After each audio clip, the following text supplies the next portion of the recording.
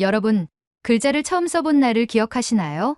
베트남의 한 빈민촌. 그곳에 살던 13살 소년 리는 자신의 이름조차 쓸 줄 몰랐습니다. 매일 쓰레기 더미를 뒤지며 살아가던 소년에게 어느 날 갑자기 찾아온 운명 같은 만남. 한국에서 온 낯선 청년들이 건넨 단 한마디와 하얀 종이 위에 적힌 세 글자 린. 그 순간 소년의 인생이 송두리째 바뀌기 시작했습니다. 단지 이름을 한글로 써봤을 뿐인데요. 그게 인생을 바꾸는 첫걸음이 될 줄 아무도 몰랐습니다. 그리고 10년 후 그는 유창한 한국어로 이런 말을 하게 됩니다. 형, 이제는 제가 아이들에게 희망을 나누는 사람이 되었어요. 도대체 이 아이에게 무슨 일이 있었던 걸까요?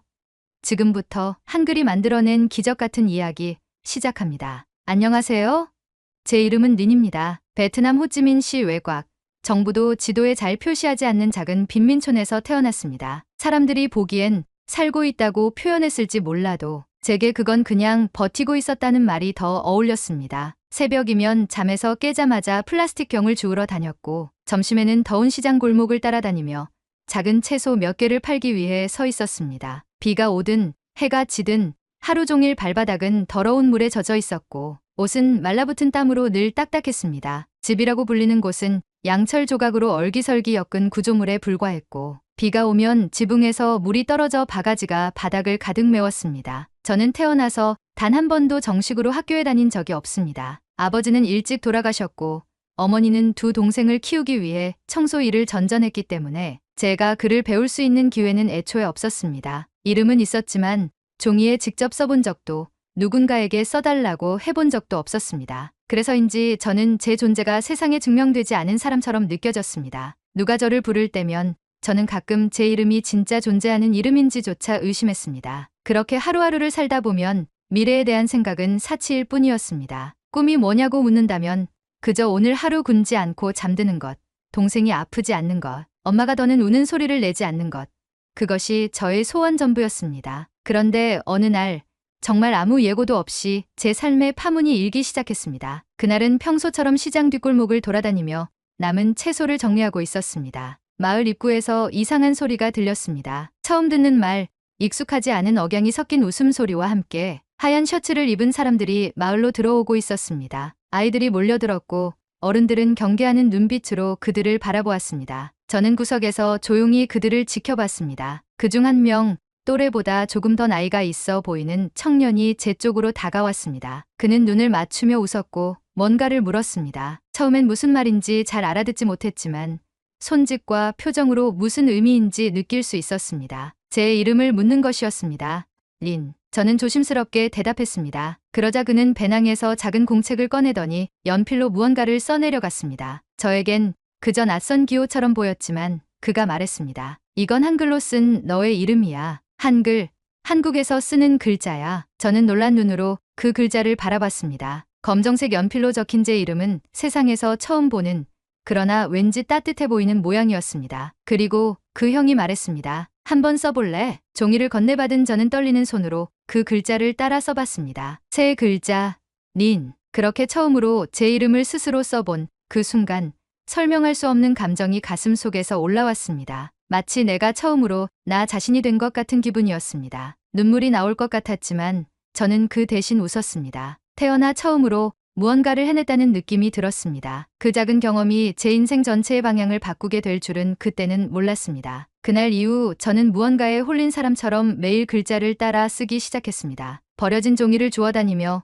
그 위에 린이라는 이름을 수도 없이 써봤습니다. 나중엔 그 형이 가르쳐준 다른 글자들도 흉내 내기 시작했습니다. 가나다라, 사랑, 한국. 하나하나가 저에게는 새로운 세상이었습니다. 언젠가 제가 이걸 잘하게 되면 저도 누군가에게 제 이야기를 전할 수 있을지도 모른다는 생각이 들었습니다. 그 한국 청년들 중에서도 유독 자주 저를 챙겨주던 사람이 있었습니다. 이름은 준호 형. 그는 항상 웃는 얼굴로 저에게 말을 걸었고 매일 저녁이면 간단한 단어를 하나씩 가르쳐줬습니다. 안녕, 고마워, 밥, 친구. 너무 어려워서 혀가 꼬일 때도 있었지만 그는 끝까지 포기하지 않고 저를 도와줬습니다. 그 모습이 이상하게도 아버지처럼 느껴졌습니다. 어느 날 준호 형이 저를 따로 불러 말했습니다. 린, 너 정말 열심히 하는구나. 혹시 너 학교에 가고 싶지 않아? 저는 대답하지 못했습니다. 학교라니 그건 저와는 전혀 상관없는 단어라고 생각했기 때문입니다. 하지만 준호 형은 제 손에 무언가를 쥐어줬습니다. 하얀 봉투 안에 작은 종이 한 장이 들어 있었고 거기엔 장학금이라는 단어가 한글로 적혀 있었습니다. 이건 너를 위한 거야. 너 이제부터 공부할 수 있어. 그 말을 듣는 순간 저는 하늘이 열리는 기분이 들었습니다. 어릴 적 저 멀리 도시 아이들이 교복을 입고 학교로 가는 모습을 창문 너머로 본 적이 있습니다. 그때마다 저는 창밖을 바라보며 이렇게 생각했죠. 저기는 나와 상관없는 세계다. 그런데 지금 그 세계로 들어갈 수 있는 문이 제 눈앞에 열리게 된 것입니다. 저는 이것이 거짓말이라고 생각했습니다. 하지만 그 종이에는 확실히 적혀 있었습니다. 린, 중등학교 입학 허가, 한국 NGO 연계 교육 지원 프로그램. 처음 학교 교복을 입던 날, 저는 전혀 다른 세상에 발을 들인 느낌이었습니다. 반짝이는 하얀 셔츠와 단정한 바지, 책가방 하나만으로도 저는 세상을 다 가진 기분이었습니다. 매일같이 책과 씨름하며 한국어를 공부했고 처음엔 그저 쓰는 것이 좋아서 시작했던 글자가 점점 말이 되고 문장이 되고 이야기로 이어졌습니다. 그렇게 입학한 학교에서 배우는 한국 역사, 문화, 예절, 언어학까지 모든 게 새롭고 흥미로웠습니다. 특히 한국과 베트남이 역사적으로 여러 교류를 나눴다는 사실을 알게 되면서 저는 한국에 대한 존경심을 갖게 되었습니다. 언젠가는 꼭 한국에 직접 가보고 싶다는 꿈이 생겼고 저는 그 꿈을 향해 나아가기 위해 아르바이트까지 하며 학비를 충당했습니다. 그렇게 몇 년이 지나고 한 대학에서 베트남 내 우수 한국어 인재를 대상으로 한 단기 연수 프로그램 복무가 열렸습니다. 저는 망설임 없이 지원서를 썼고 모든 서류를 제출하며 밤새도록 자기소개서를 다듬었습니다. 면접을 보던 날 면접관이 마지막에 이렇게 물었습니다. 당신이 한국에 꼭 가야 하는 이유는 무엇인가요? 저는 망설이지 않고 대답했습니다. 제 이름을 처음 한글로 써준 나라입니다. 제 인생을 바꿔준 언어이고 저는 그 언어를 통해 다시 태어났습니다. 한국에 가야 그 시작의 의미를 찾을 수 있을 것 같습니다. 그 진정성을 면접관께서 알아보셨는지 몇 주 후 합격 통보를 받게 되었습니다. 마침내 꿈에 그리던 대한민국이라는 나라의 땅을 밟게 된 것이죠. 한국에 도착한 후 모든 것이 너무나 다르게 느껴졌지만 제가 배운 한국어가 실제로 이곳에서 사용되고 있다는 사실에 가슴이 뛰었습니다. 마침내 한국어 교육센터에서 첫 수업을 받던 날이 왔습니다. 전 세계 각지에서 온 학생들이 모였고 저는 그중 누구보다 자신 있게 발음을 했습니다. 선생님은 깜짝 놀라며 말했습니다. 린 씨, 한국어 아주 유창하네요. 혹시 유학 경험 있으세요? 저는 고개를 저으며 웃었습니다. 아니요.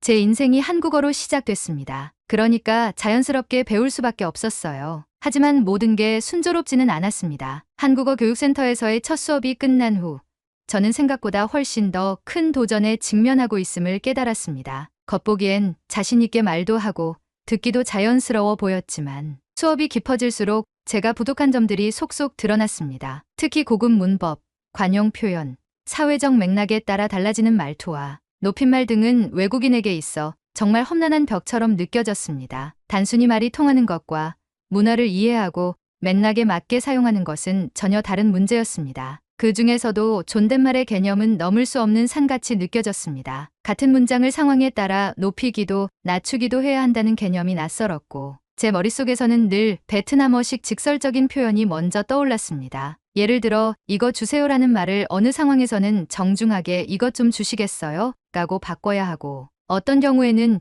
이거 좀 줄래? 라고 말해야 자연스럽다는 것을 이해하는데 한참이 걸렸습니다. 그뿐만 아니라 한 문장 안에서 조사 하나만 바뀌어도 의미가 완전히 달라진다는 사실에 저는 점점 자신감을 잃기 시작했습니다. 더 큰 문제는 글쓰기였습니다. 회화는 일상적으로 연습할 기회가 있었지만 논리적인 글을 한국어로 구성하는 건 완전히 다른 세계였습니다. 교육센터에서는 주 1회 에세이 과제가 있었는데 처음 받은 주제가 나의 고향이었습니다. 저는 열심히 써 내려갔지만 문장 구조는 엉망이었고 문법 오류가 너무 많았습니다. 선생님은 친절하게 고쳐주셨지만 제가 보기엔 너무 부족해 보일 뿐이었습니다. 내가 이렇게 부족한데 정말 통역사나 교육자가 될 수 있을까라는 의문이 마음을 짓눌렀습니다. 하지만 제가 여기까지 올 수 있었던 건 단지 운이 좋아서가 아니었습니다. 저는 다시 연필을 들었습니다. 새벽 5시에 일어나 교육센터가 열기 전에 조용한 공간에서 하루 한 편씩 짧은 글을 쓰는 습관을 만들었습니다. 처음엔 한 문장 쓰는데 30분이 걸리기도 했지만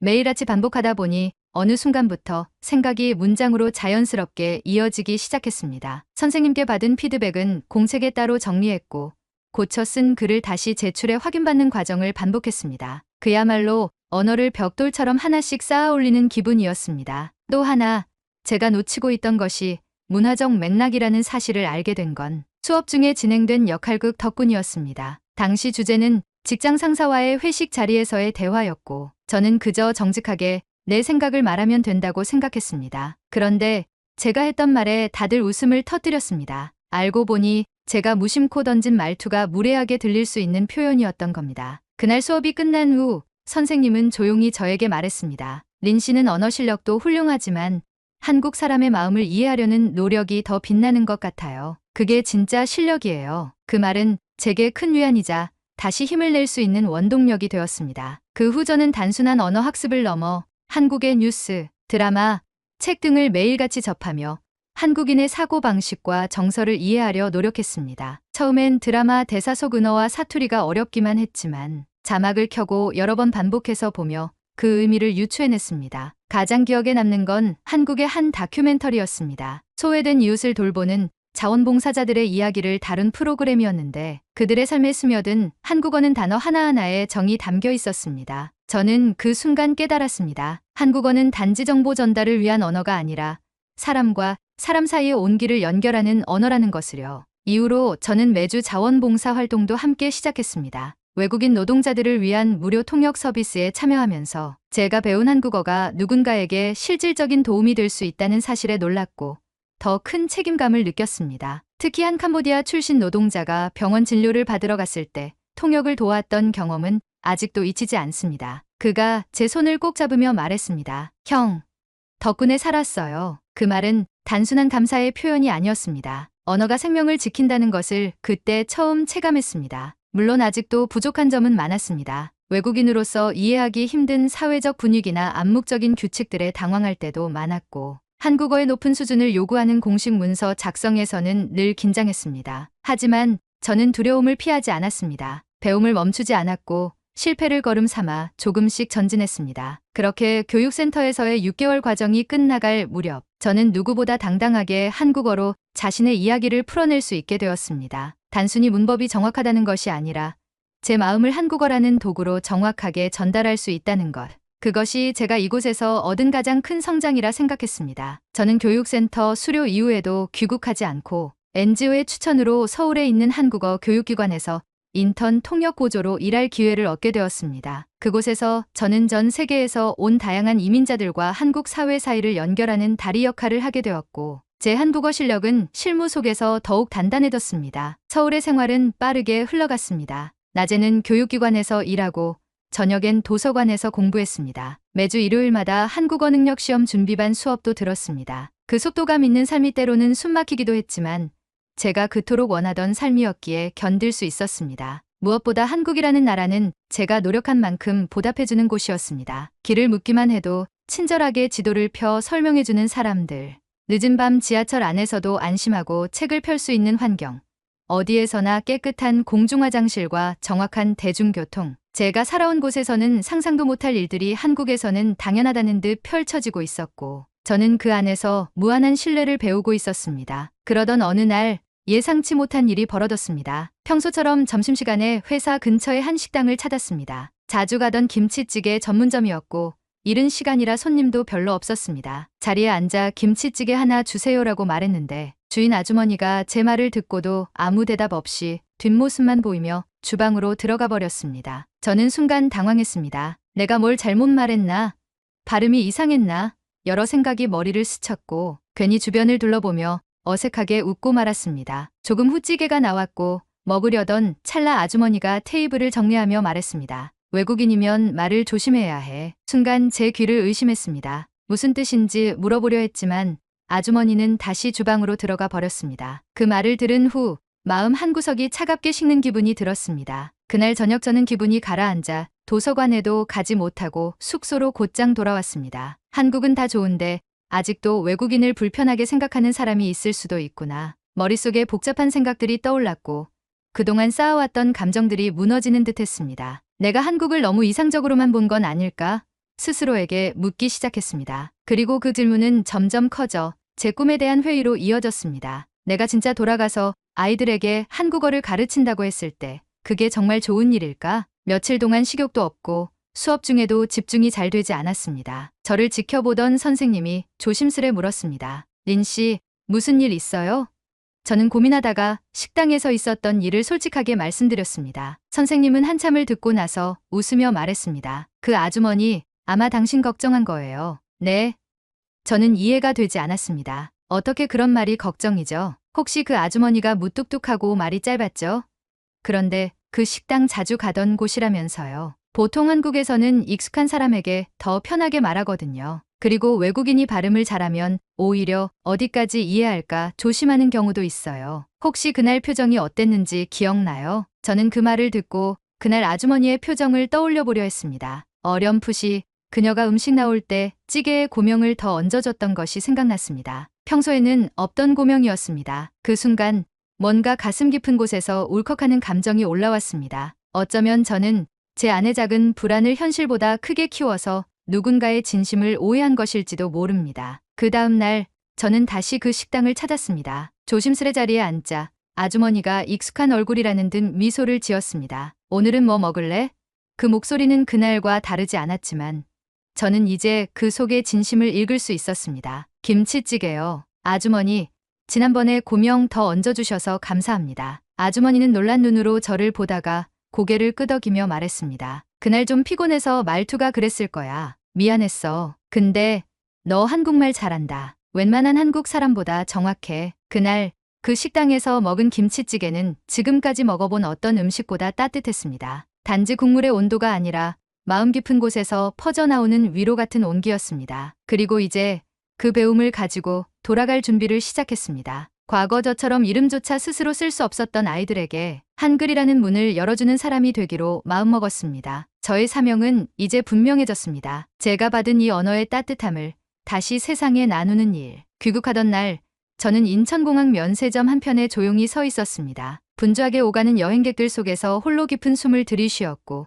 제 가슴은 터질 듯 벅차올랐습니다. 13살, 이름조차 제대로 쓸 줄 모르던 소년이 이렇게까지 올 수 있었던 건 오직 한글 덕분이었습니다. 그리고 이제 그 시작점으로 돌아가는 순간이었습니다. 베트남 호찌민 외곽의 작은 마을, 시간이 멈춘 듯 여전히 좁은 골목과 먼지가 날리는 흙길, 신발 없이 웃으며 달리는 아이들. 제게는 너무 익숙한 이 풍경이 이제는 전혀 다르게 느껴졌습니다. 왜냐하면 이번에는 제가 그 아이들에게 처음이라는 선물을 줄 차례였기 때문입니다. 마을의 작은 교실을 하나 열었습니다. 벽돌로 된 허름한 공간이었지만 종이와 연필, 그리고 가, 나, 다부터 시작하는 글자들이 교실을 빛냈습니다. 아이들은 처음엔 수줍어했지만 곧 웃으며 자신의 이름을 한글로 또박또박 써내려가기 시작했습니다. 그 순간 저는 10년 전 하얀 종이에 린이라는 글자를 처음 써봤던 제 자신을 떠올렸고 가슴 깊이에서 또 한 번 뜨거운 무언가가 올라왔습니다. 쓰렘, 제 이름도 써주세요. 이건 뭐라고 읽어요? 한국어는 진짜 신기해요. 아이들의 말 한마디, 반짝이는 눈빛 하나하나가 제게는 기적이었습니다. 저는 단순히 글자를 가르치는 것이 아니었습니다. 아이들에게 존재한다는 감각을, 내가 특별한 사람이라는 믿음을 선물하고 있었던 것입니다. 하지만 여기서 멈출 수 없었습니다. 저는 점점 더 큰 꿈을 꾸기 시작했습니다. 한글이라는 언어의 힘, 그 아름다움을 이 작은 마을을 넘어 더 많은 사람들에게 알리고 싶었습니다. 그래서 저는 지역 학교, 청소년 센터, NGO 단체들과 협력해 한글 교육 프로그램을 정식 개설했습니다. 각 마을을 돌며 워크숍을 열고 한글을 통해 배울 수 있는 가치인 질서, 배려, 표현의 자유로움 등을 소개했습니다. 그러던 중 한 베트남 현지 방송국에서 저의 이야기를 듣고 다큐멘터리를 제작하겠다고 연락이 왔습니다. 촬영 당일 저는 카메라 앞에서 묻지도 않은 질문을 먼저 꺼냈습니다. 여러분, 한글이 왜 특별한지 아시나요? 그리고 천천히 말을 이어갔습니다. 모든 글자는 소리를 표현하기 위해 만들어졌지만 한글은 사람의 입과 목소리 구조를 분석해 만든 사람을 위한 과학입니다. 제가 글을 몰랐을 때 그 누구보다 쉽게 배울 수 있었던 건 바로 이 구조 덕분이었죠. 그래서 저는 말합니다. 한글은 가장 인도적인 문자입니다. 이 방송이 나간 후 저는 여러 대학교와 기관에서 강연 요청을 받게 되었고 한글 전도사라는 별명을 얻게 되었습니다. 어느 날 고마운 사람 한 명에게 메일을 썼습니다. 준호 형, 그때 제게 처음으로 한글로 이름을 써주셨던 그 사람. 형, 기억나요? 제가 린이라는 이름을 써보고 웃던 그날. 이제는 제가 아이들에게 그 웃음을 선물하는 사람이 되었어요. 형, 덕분에요. 잠시 후 도착한 답장은 짧았지만 제 가슴을 따뜻하게 덮었습니다. 리나, 넌 내 자랑이야. 너처럼 잘한 아이들이 이 세상을 바꿀 거야.